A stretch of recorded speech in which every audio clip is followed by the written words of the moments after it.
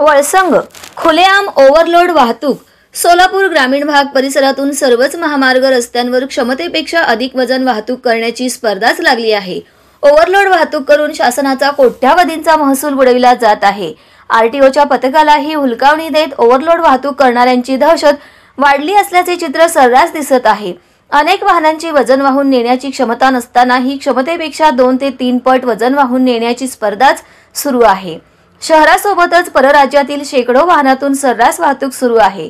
सोलापूर शहरातील Vijapur road, Hodgi road, Solapur Pune highway, Akkalkot महामार्ग, नवीन विडी घरकुल, कुंभारी, वळसंगमधून रस्त्यांवरून वाहतूक होते।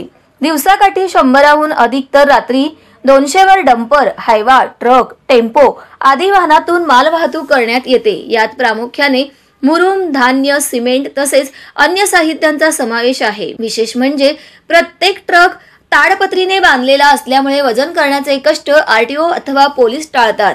याचाच फायदा ट्रक चालक घेत आहेत। वाळू, मुरुम वाहतुकीतून सर्वात जास्त वजनांचे नियम मोडीत काढले जात आहेत। टिप्पर अथवा ट्रॅक्टरमधून वाळू, मुरुम वाहतुकीने सर्वांना जेरीस आणले आहे।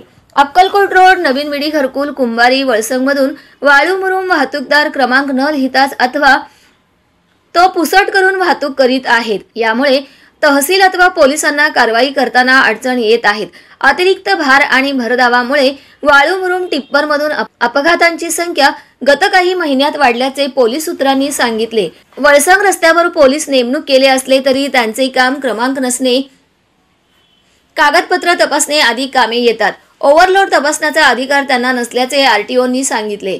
दरम्यान या मार्गावरील ओव्हरलोड वाहनांचे काही पोलीस व आरटीओ अधिकाऱ्यांना मलिदा असल्याची चर्चा असून नेमणूक केलेले पोलिसांकडून आर्थिक लाभ असणारी वाहने सोडून दिली जात असल्याचे बोलले जात आहे। अलीकडच्या काळात ओव्हरलोड वाहनांवर कारवाई झाल्याचे ऐकिवात नाही, त्यामुळे ओव्हरलोड वाहतूक सुसाट आहे।